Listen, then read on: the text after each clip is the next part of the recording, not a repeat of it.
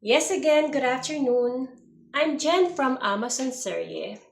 So, for today, pag-usapan natin yung mga pagkakamali ko bilang Amazon seller or online seller. So, real talk lang to para hindi mo na maulit pa uli. Okay? So, this one is in general, especially for all online seller. So, real talk lang tayo. Okay, kapag nakikita nyo yung orders or products, madaling isipin na smooth lang ang journey.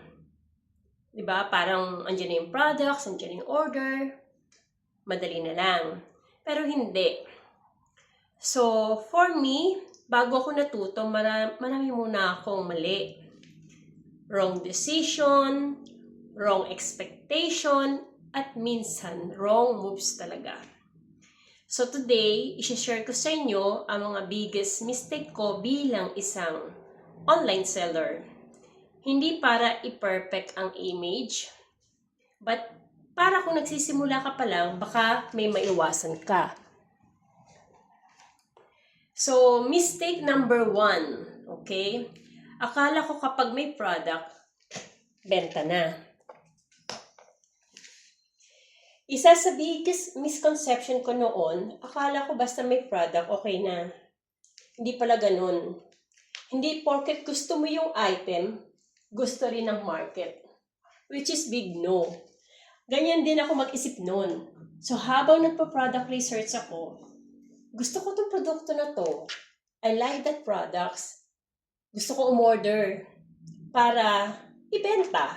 Ibenta sa Amazon, sa any social media page. Kasi para sa akin, maganda siya. Dito ko natutunan, hindi enough ang personal taste. Because that's my personal taste. Hindi ko kinonsider yung mga customer na prepare nila. So, hindi enough ang mura. Hindi enough ang feeling ko okay to. So, kailangan demand. Mag-research ng tama. Hindi because gusto ko yung item na to is gusto mo na din. Kasi magkaiba rin ang taste natin, di ba? So, competition check na din. Kasi kung hindi, yung stock lang yan, hindi yan sales. Nakatembang lang ang stocks na yan at hindi mabebenta. So, mistake number 2, hindi ako sobrang maingat sa supplier. So, another mistake ko yan. Minsan, dahil sa excited ako, gusto mo mabilis. So, minsan, hindi sufficient or hindi sapat ang pag-check ko. Dito ako nalalagay sa delikadong desisyon. Because not all suppliers are equal. Hindi porket mura, the best. Hindi porket maganda yung photo, yung quality, di ba? Halimbawa sa Alibaba, nagagandahan ka sa quality ng image. Akala mo, quality na talaga pag na-receive mo physically. Hindi porket mabilis sumagot, reliable.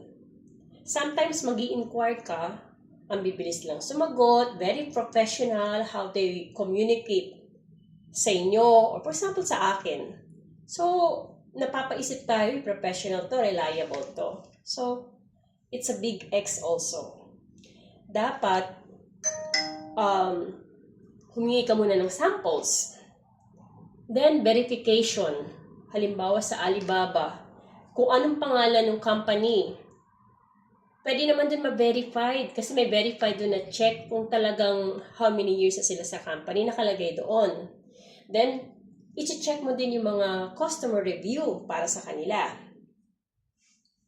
At the same time, clear communication din importante.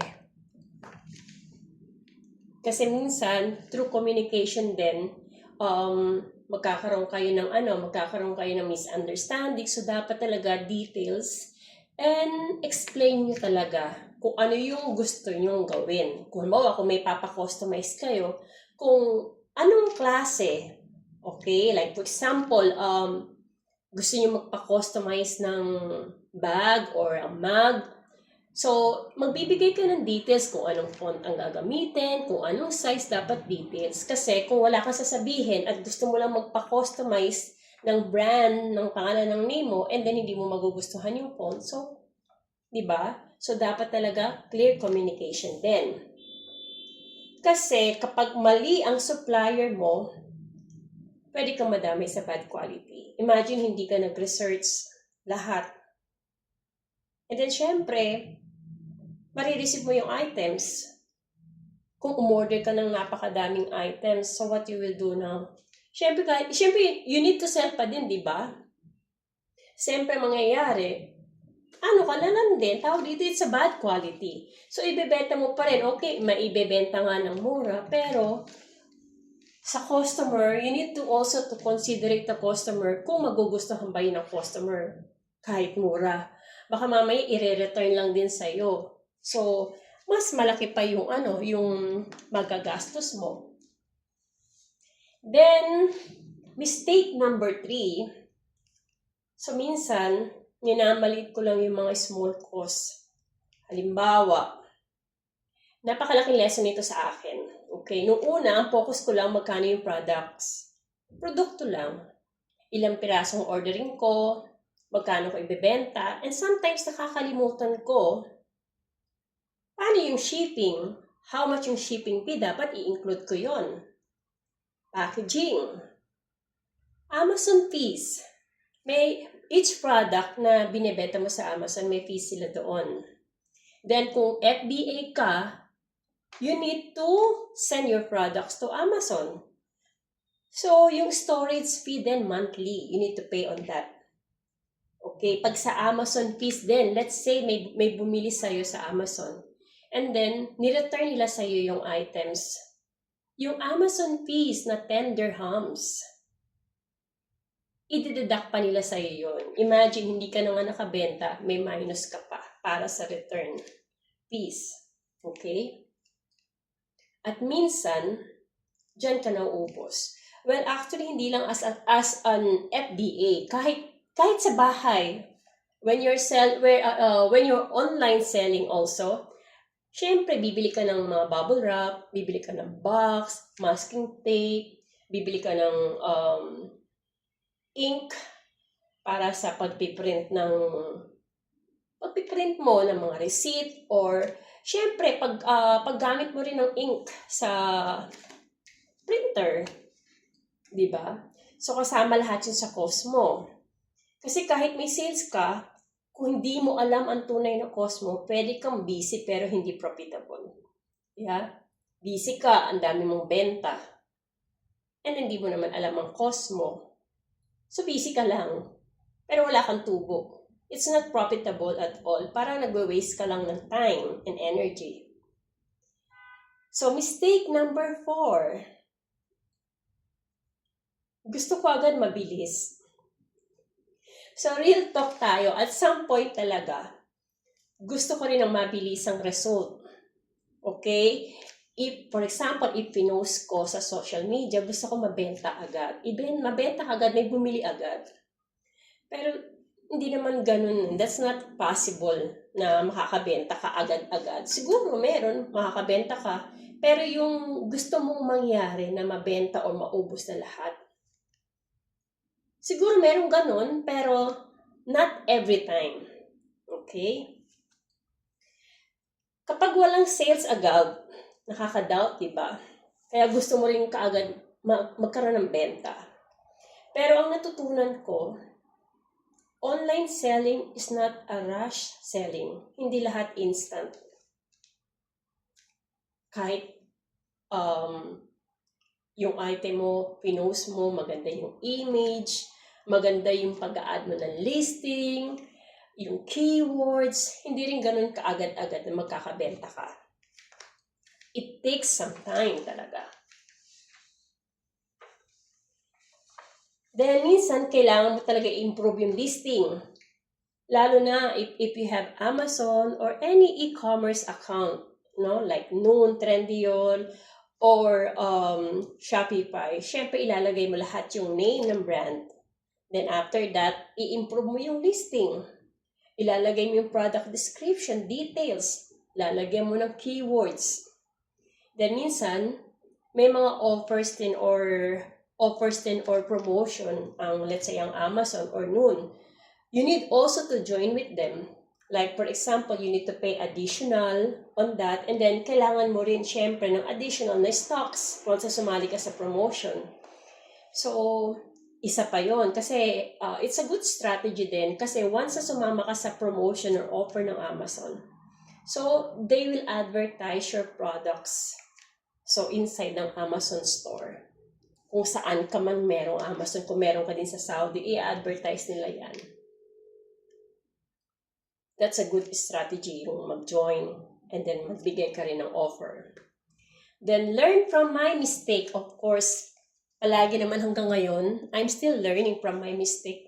Every day, palaging ganun. Pero I'm willing to learn. I'm willing to improve. Diba? Yun ang importante. Then, mistake number 5. Hindi ko agad, trinato yung system. Nung una, parang benta lang. Ang tingin ko, wala akong sistema. Pero habang tumatagal, nare-realize ko, hindi sapat ang random. Kailangan may sistema talaga. Kasi ako na, gusto ko lang palagi. Post, gusto ko benta kaagad, then kwentahin na agad kung may tubo ba or wala. Hindi pala ganun. So, sistema importante, inventory, supplier process, packaging, fulfillment plan. Okay, lahat yun dapat. Pati yung mga resibo, itabi nyo lahat yan. Palagi naka-check yung inventory versus sa stocks. Mas maganda na rin kasi yung mape-verify mo kasi iba kasi yung, lalo na pag FBA ka, yung stocks mo nasa warehouse. So, nakikita mo lang base doon. So, makikita mo rin kung meron kang discrepancy or what. Mas maganda yung may sarili kang naka-Excel na inventory kung ilang stocks on hand ang available ka. Ang biggest lesson ko lang, kung may isang bagay akong natutunan. Yung pagkakamali kasi mistakes are expensive. Imagine mo from the beginning kung hindi ka nag-research, bumili ka lang, then yung produkto mo masasayang lang, nandyan lang. So, sayang yung pera. So, mistakes are expensive.